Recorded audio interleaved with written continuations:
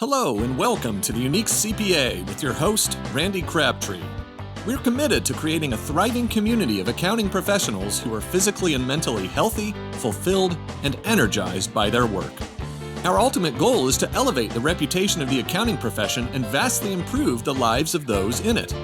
The Unique CPA is brought to you by Tri-Merit, the specialty tax professionals.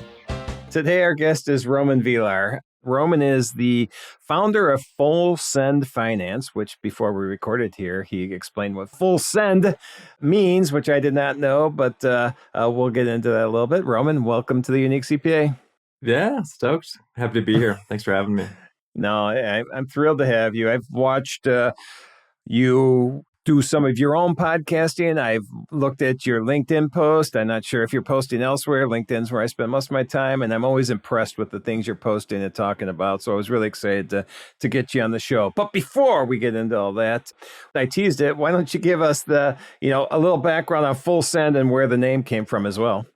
Yeah, sure thing. So Full Send, we're a full cycle accounting firm, meaning we do accounting work, we do financial advisory, financial strategy, no audit, no tax for seed through Series B stage startups, primarily in the tech space. When I was thinking about the idea of the firm, I wanted something that I connected with and something that I thought was just different and unique in the space. And I was thinking about all of my interests, whether it's skiing or mountain biking, fishing, whatever. When I was skiing one day, there was an individual, we were at the top of the mountain, said, "Hey, just send it." And that stuck with me. And so that term, that phrase comes from adventure sports where, if you're surfing, if you're skiing, you're about to conquer something really big, you send it. Once you send it, you are committed, you're all in. And that just really resonated with me and the types of clients that we work with. So I think it's fun. That's cool. I like it. I like the fact that it's a unique name, but it means something very special to you. And I love that. I'm a huge fan of niche. We're jumping right into it now. I'm a huge fan of niche.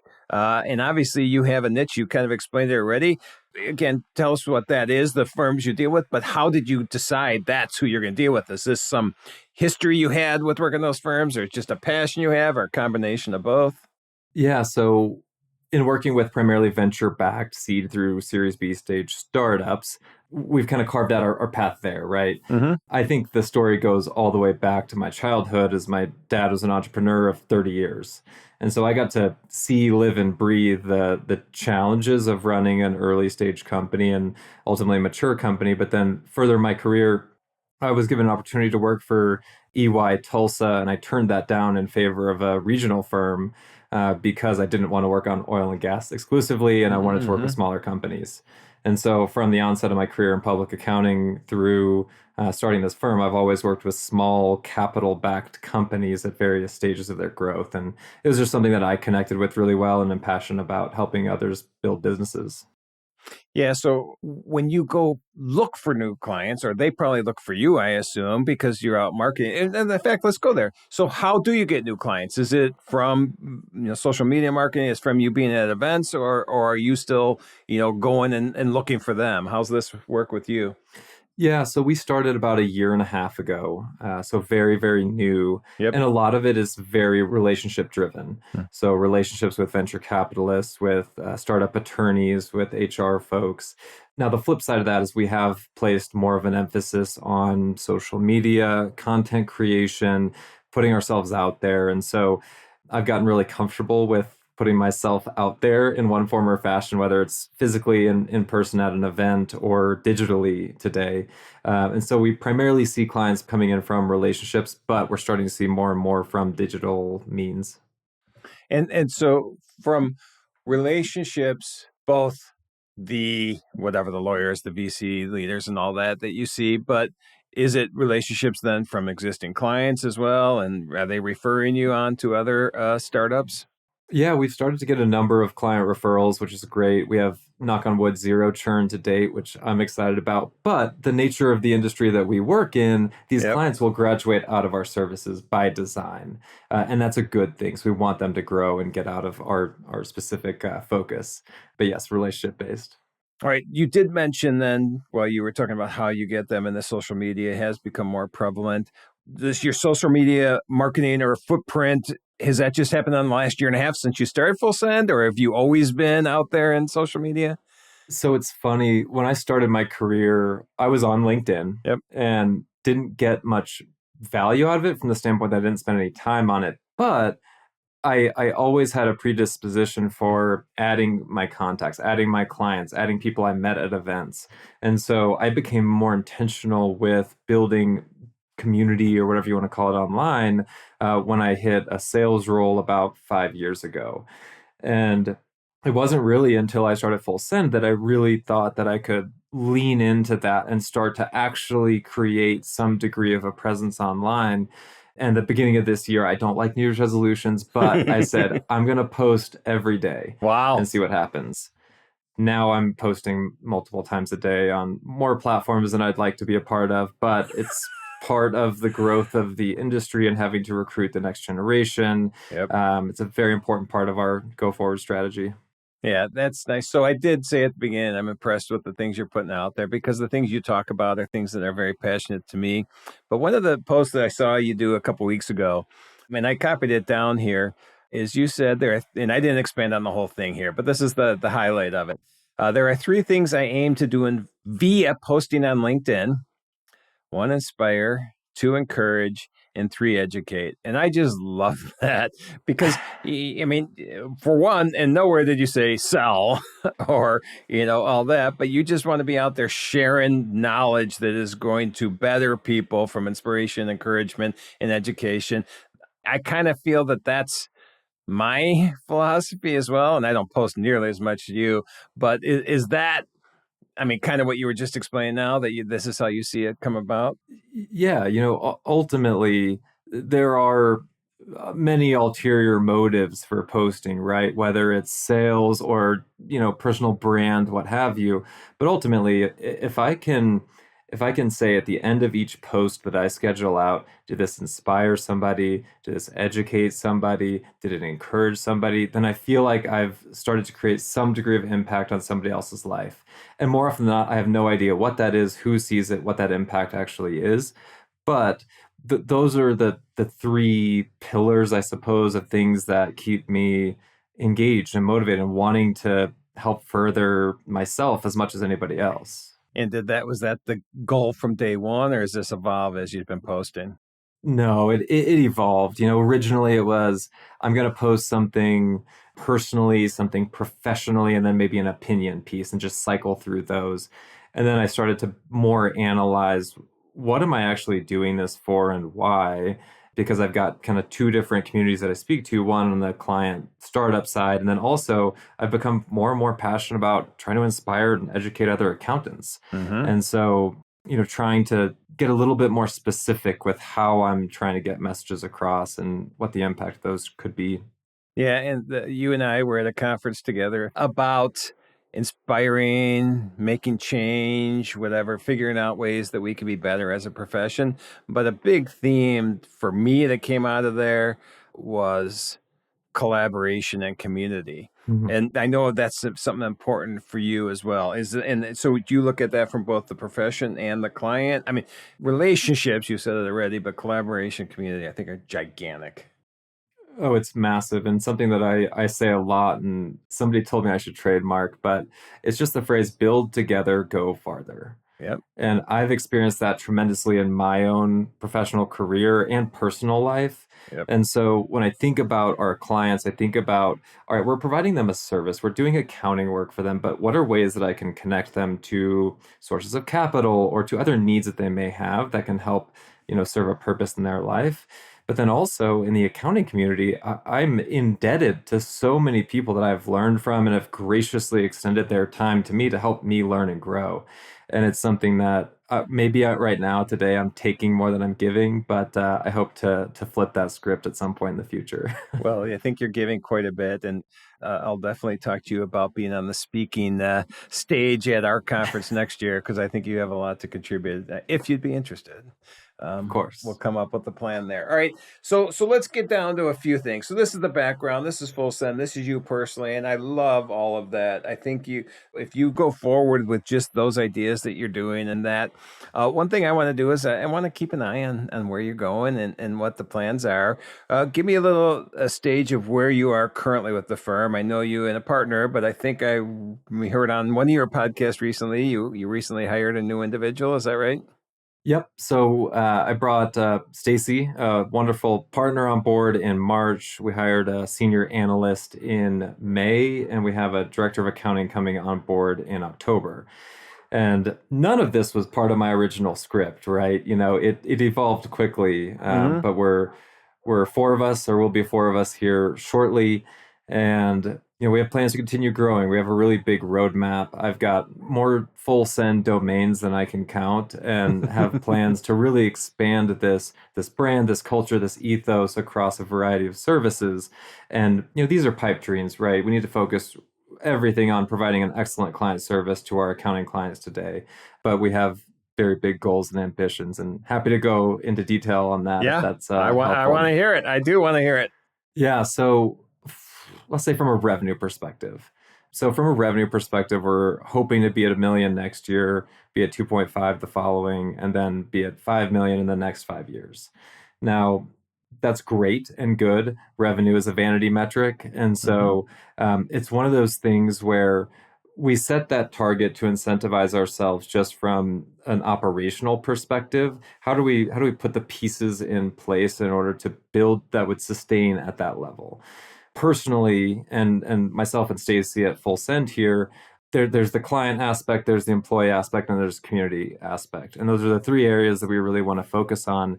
And so this Thursday, we have our first community event. And so we're going to bring over 100 people together for our Full Send Fall Bash. Wow. And we're partnering with a local nonprofit to have all proceeds of this really cool event going directly to them. And so we think about, we don't have it really dialed down yet. We need to refine plans, but how do we create what we're going to be doing here this week and expand it out in a way that does create more impact? And I had a conversation with Scott Scarano and Kenji about impact. And I think to have creating impact as your primary goal is very nebulous. It's kind of hard to say, hey, I just want to create more impact. But ultimately, we're trying to create the best environment for accountants to work at Full Send, as a profession. And then we're still trying to dial in, how do we quantify maybe that impact on community? And so how is this? I'm curious about this. And I'm sorry, what did you call it? Full impact? The Full Send Fall Bash. Full Send Fall Bash. Full Send Fall Bash. Got it. And then and then so where is the fundraising portion of that coming from? Yeah, so we have several donors who have donated these raffle prizes, raffle gifts. Yep. And so there's a suggested entry donation. We'll have food and bev covered for everybody. So here's a suggested donation to come in. And then also we're going to raffle off several $1,000s worth of gifts to people who buy a raffle ticket. And so our initial goal is to raise $2,500 for the cause. Yep. And the group that we're partnering with is called First Descents. And they support youth and young adults with disabling diseases and bring them out to outdoor adventures, kayaking, mountain biking, climbing. And so from an ethos perspective, it jives really well with who we are, what we're about. Yep. And so that amount will cover one student for a full week program in First Descents. Oh, that's really cool. And then on top of that, that's cool alone, but as they get together, you're bringing 100 people together for community building, collaboration, which is things we already talked about. And is this at a local bar or something, or where's this going to be at? So it's actually at the co-working space that we're in. Okay. It's a very unique, wide open space. We're bringing in a big bluegrass band. We're bringing in a food truck. It's going to be awesome. Yeah, I've got one of the people, and you're in Denver, right? Or outside Denver? In Boulder. Okay. So I have somebody that I work with who's in Buena Vista. Is that how you say it? Yeah. And she's a fiddle player, and she plays with the bands all over. I should have introduced you to her. She might have been able to come out and jam in the band out there. Yeah. Would love that. Yeah, she's doing that a lot of places. Sorry, I'm going on tangents just because you're exciting me. But one of the things you talked about when bringing on new people, was making this experience good for them. And this is a huge passion of mine. And I know it is of you. Is just creating a culture Mm. that is a place that people want to be. First question: I have a really hard time doing this, but can you define a good corporate culture? Can you write it down? Can you put it into words? Because I've been trying to do this for a year, and I'm like, boy, I can tell you, when I see one, I can give you a little bit of a breakdown of what I think one is. But do you have a way to put it in words? I just want to know. I need it. The short answer is no. Right. Because ultimately, culture is represented differently for everybody. There are Right. some individuals that thrive in a workplace where they have a very stringent 9 to 5. They know what their expectations are from that perspective. And then there are others that love more of that flexible, adaptable work environment. And that's really what gets them going. And so I think it means a little bit differently for everybody, different things for everybody. And the way that we talk about that internally is that, full send is an ethos. Everybody has their own version of full send. So for me, I love golfing, and that's what full send is for me. For Stacy, my partner, it's mountain biking. She goes full send with mountain biking. That's her thing. Yep. And so we've developed a fund, a full send fund, where a percentage of our revenue gets dropped into a bucket. It's allocated to employees that they have access to money to do whatever Nice. it is that's full send for them. I love it. Yeah. So if somebody says, hey, I am an avid book enthusiast and I want to go to a book fair in San Diego, great. You go use the funds for that because that's what brings you joy. Right. And so I'm sure you saw him at our conference, but a good friend of mine, John Garrett, was kind of similar from his "what's your and" standpoint. Yeah. And that's how we look at it. But I love that. I was doing a presentation last week in, where was I? San Diego, on corporate culture. And, I always ask for the audience for, their ideas and all that and what they do and what they see. And somebody had a very similar thing, is that I think they put this aside. How did this work? I think every employee gets $3,000 to spend each year on doing something that they love. And I thought, wow, that is really cool.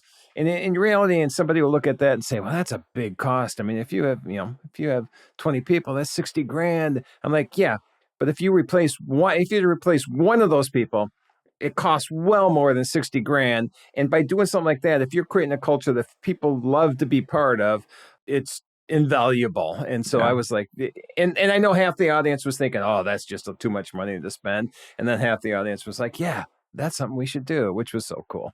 But I think that's part of flipping the script too, right? We're not trying to improve margins at all cost. We're not trying to, I characterized our goals from revenue standpoint, but it's a lot more than that. And and I think the focus on employees and their life satisfaction is far more important to us than any metric that we could have on the financial side. I'm more than willing to take points on margin in order to do stuff like that, because ultimately that is far more life-giving.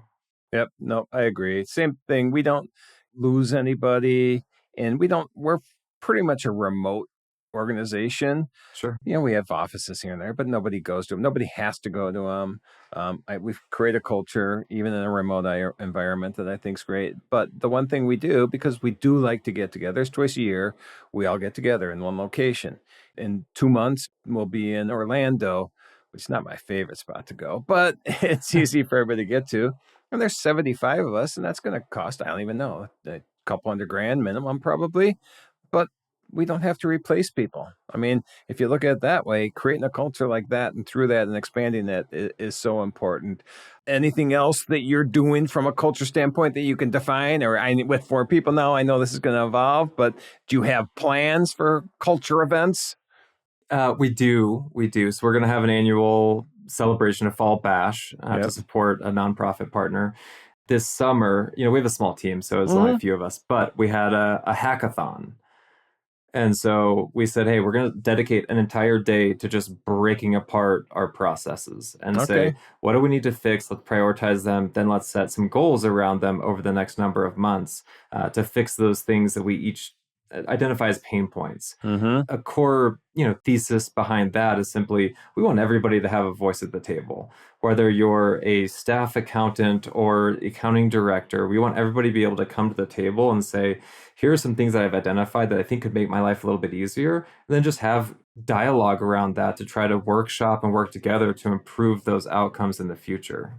Yeah, I heard you and Stacy talking on, it may have been that same podcast, but creating culture-based goals. Is that in that brainstorming session where you come up with that then? Yeah. So in brainstorm session like that, whenever we're talking about our quarterly metrics, quarterly objectives, culture is one of the top areas that we're going to be talking about rather than, hey, what's our sales quota? What's our sales target? Right. Because ultimately culture, the impact that it has both on employees and your clients is palpable. No, I agree completely. So let's go back. $1 million this year? Next year? Next year. Next year, 2.5, the year after that? That's significant. That's a big growth there.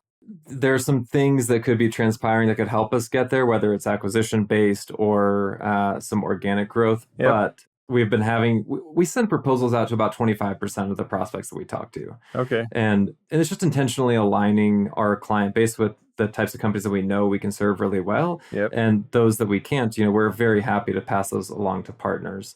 And so I think with expanded capacity internally, expanded skill sets, we'll be able to do that. And then there's some other service lines that we could look at standing up as well that would also improve that outcome. Potential, is that why all the other URLs for other service lines? That may be a part of the plan. When I started, there was a venture capital or small private equity group that was interested in investing in my idea. I had about 14 different entities on an org chart that I displayed to them when we got into a little bit of due diligence, and ultimately didn't take the money. But I've got a big plan, big vision. Big plan. All right. I'm gonna have to talk to you offline about this, see where you're going. Oh, it's fun. I want to get on that advisory board. Oh, sorry. Did I just try to weasel my way in? Never. You don't have to say anything. Sorry.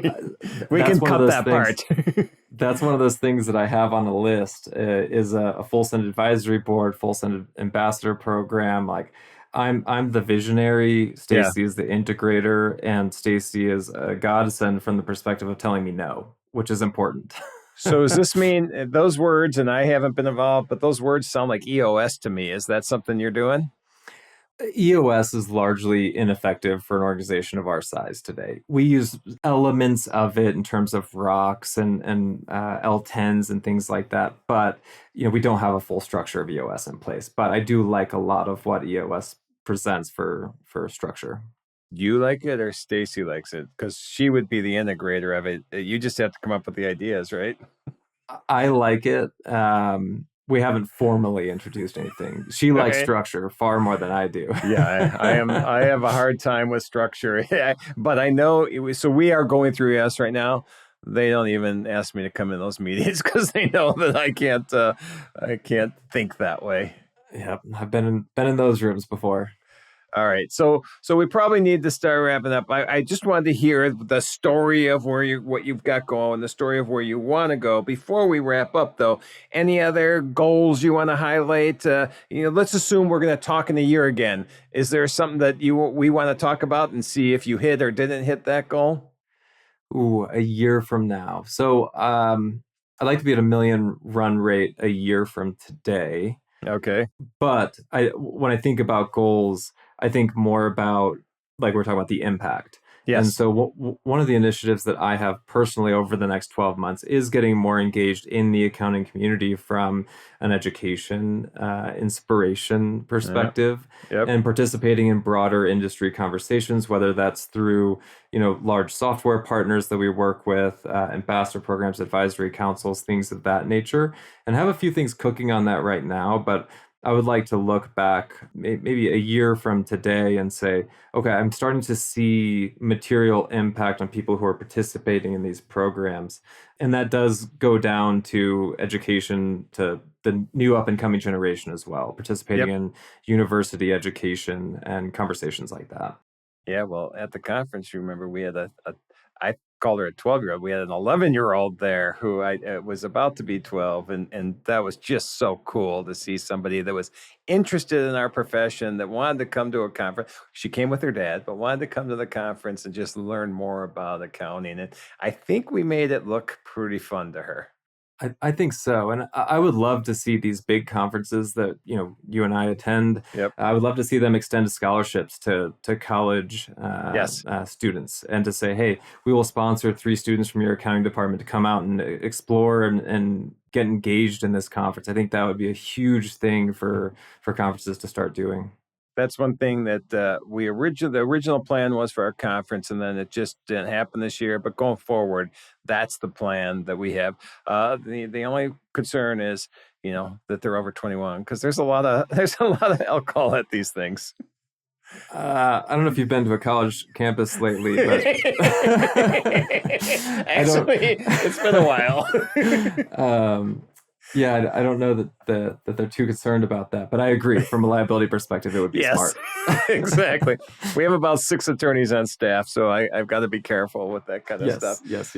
All right, so let's plan on that. You and I had talked a couple weeks ago about that, but I'd love to do this again. I love seeing this, passionate startup firms, and they have goals and where you want to go, and there's a few people I've interviewed recently that have that. So I want to kind of keep the flow going and watch this and educate others. I mean, next year we're going to be able to educate. Here's a pitfall we see we didn't expect. Here's some way we pivoted. Here's what we did here. And I think that'll be just so fun to do.